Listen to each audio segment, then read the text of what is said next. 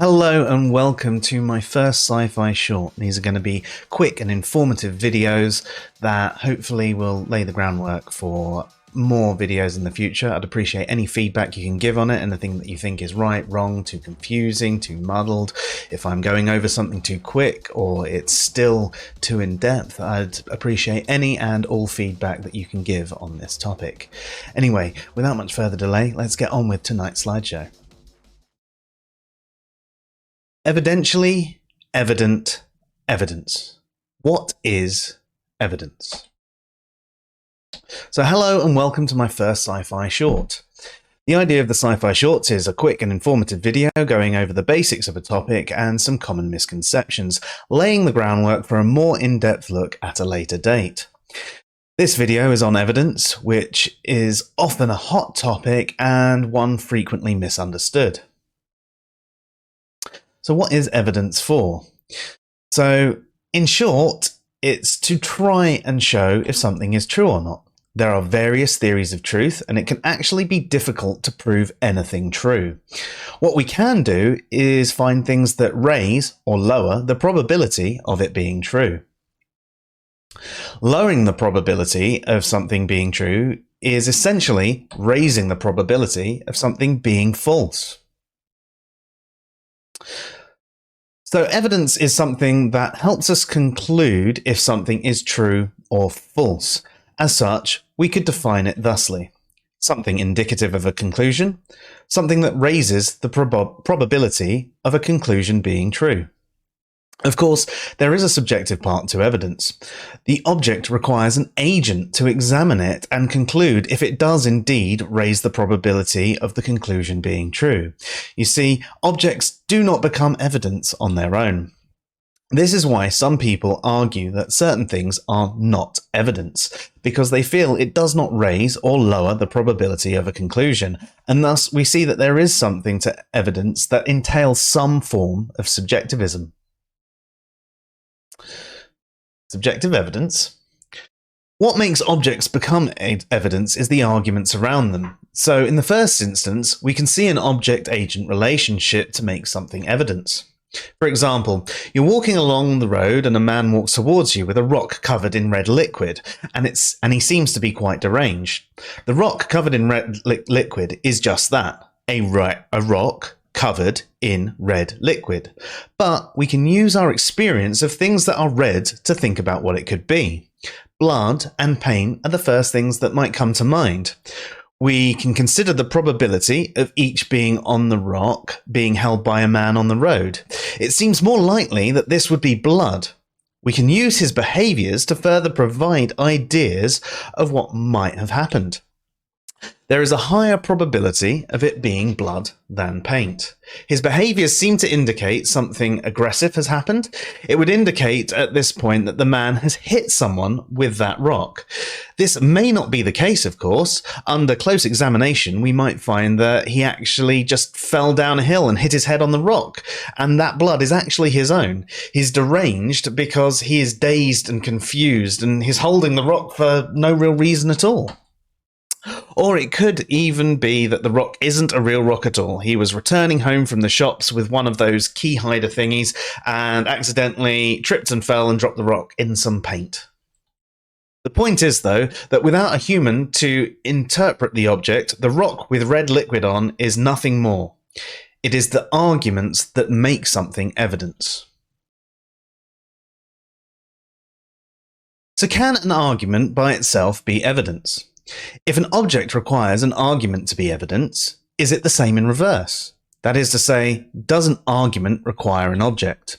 It can be hard to think of something that is pure argument. We might not be thinking of things like testable, repeatable evidence, but if we were to discuss why we think someone loves or hates us, we would be examining their behaviors, the things they say, the things that you've heard them say to other people, and so on. There is still a form of object in the sense that they are a thing that acts, just nothing you can throw under a microscope. These behaviors raise the probability of a conclusion, so they are evidence. This is, of course, a little different to the rock. The rock with red liquid could be tested to find out what that liquid was, and if it was blood, who it belonged to. With the behaviors, it is less certain. They could be faking those behaviors. I mean, perhaps we could take samples, test for hormones, examine their brain under the MRI, but that wouldn't be as definitive as testing a liquid to find out if it was blood. It is also not something the average person can do, but I guess we can do it. So what about something even looser? Consider sitting at a bus stop. The bus is supposed to be there at 7:05. You know this because of the timetable. The timetable is the empirical evidence of when the bus will show. Having sat at the bus stop every weekday for the last year, the bus has only been on time once. It usually appears sometime between 7:10 and 7:15. On the one hand, we have empirical evidence, and on the other, we have a year's worth of experience. Your experience raises the probability of the conclusion the bus will be 5 to 10 minutes late being true, and therefore the experience itself is a form of evidence. It is, of course, not definitive. It is not saying that this will definitely happen. It is just saying that it's the most likely conclusion. Due to the empirical evidence, it would still be rational to get there just before 7:05, but due to your experience, you know not to get there too early and perhaps have something to entertain you for the 5 to 10 minutes you're most likely to be waiting. Of course, we then run into another problem. Experiences are not transferable except through testimony. If you arrive at the bus stop and ask when the bus is due, and I say 7:05, but it's usually 5 to 10 minutes late, you only have my word on that matter. You don't know me. You don't know if I'm an honest actor. But let's say you reason this way. He would gain nothing by lying about this. It's not common to lie about this sort of thing. Buses at this time in other areas are often late. You have no experience of me or this bus and bus stop, but you do have some arguments. A couple of those might be based on similar experiences, but they are not the same. However, your arguments raise the probability that I am telling the truth about my experience. It might be a different circumstance if you were my boss at work, and I was telling you the bus was always late, and that's why I was always late to work. All of a sudden, I have something to gain from you believing me. This again would be an argument that would lower the probability of me telling the truth and therefore raise the probability of me lying. So an argument can be a form of evidence, and well justified can even be a strong piece of evidence. You might argue that in no instance above was the object completely free, or was it the evidence completely object free? And I would agree, but it's not the same sort of object as a rock covered in red liquid. It is not a direct examination of an object, but an examination of past experiences and various inferences. We come on to logical arguments, such as syllogisms. You may have heard me speak about the Kalam before and hear about why it's valid, but I also think it unsound. I would still regard this argument as a form of evidence, though. So the Kalam is whatever begins to exist has a cause of its existence. The universe began to exist, and therefore the universe has a cause of its existence. Regardless of the holes that I feel I can easily poke in the Kalam, this sort of argument isn't a bad starting point. It is logically valid, even if you argue that it is unsound.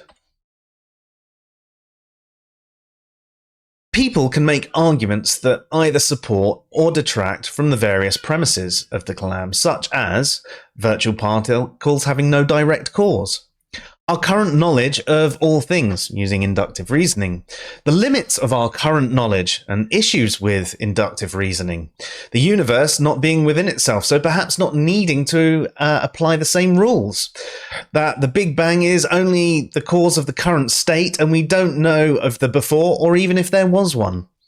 And I'm sure you can think of many others both for and against the Kalam. I can, of course, make other arguments about the Kalam, and why I feel it's unsound, but my point here was not so much about the Kalam itself as it was about how an argument can raise or lower the probability of something being true, and therefore be counted as evidence. By the same token, something logically impossible can be used as evidence something cannot exist. Consider a square circle. Square and circle may well have been shapes defined by humans, but nonetheless it is impossible to have a square circle. If something is square, it is not a circle. The only way you could do that would to be invent a new shape and call it a square circle, but that would be something new rather than an actual square circle. Perhaps an easier example would be a triangle that doesn't have 3 angles and 3 sides. Definitionally, that's what a triangle is. If it has 4 angles and sides, then it's some form of quadrilateral. The same can be said for arguments for and against the existence of gods. If a deity is described with certain characteristics, we could see if there are any consistencies with those characteristics. If a deity is perfect and loving and all-powerful being, arguments like the logical problem and evidential problem of evil greatly lower the probability of that deity existing without some heavy caveating and frankly unconvincing and weak excuses. Although here is the subjective element to evidence again. Whilst I find them weak excuses, others do not. Those arguments do not raise the probability of a deity existing for me, yet they do for another.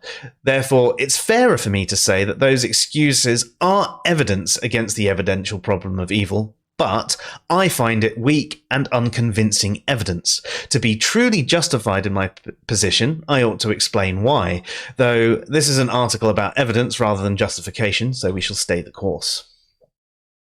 Holy books. The common trope, the Bible is the claim, not the evidence, is kind of inaccurate too. The Bible is essentially a book of stories from various people, much like you would find in a history book. It is people that make the claims that these stories are true. History is an incredibly difficult one as well. The further back you go, the less and less likely you are to find anything to verify it. So with ancient stories, they are all we have to go on. If there are any other stories that back up those stories, then they raise the probability of it being true, or at least parts of it being true. There are some extra biblical stories that back up parts of the Bible, so it raises the probability that some of the Bible is true. If we consider the Bible much like a number of journals brought together in one book, we can probably say there are a number of things in there that happened close to as it's been described, though others will argue, and rightly so, that we are always the heroes of our own stories. Therefore, there will be bias in these entries as well.